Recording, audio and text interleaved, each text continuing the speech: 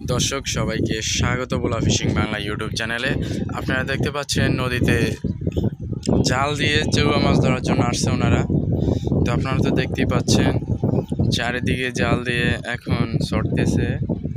যত সময় ওনারা কাদা মাটিতে চড়বে ততই গর্ত থেকে মাছ বের হবে।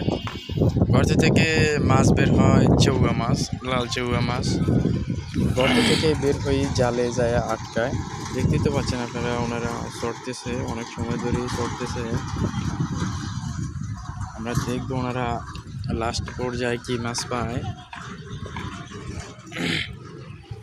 দেখতেই তো পাচ্ছেন আপনারা, দেখতেই তো পাচ্ছেন নদীর তীরে কাদা মাটি চড়তেছে।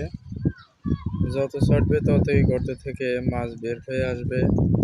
আপনারা তো দেখতেই পাচ্ছেন।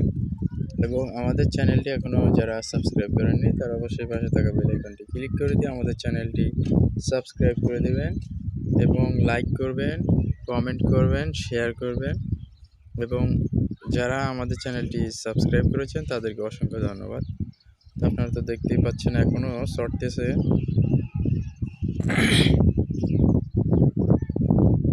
অনেক সময় হয়ে গেল চড়তেছে।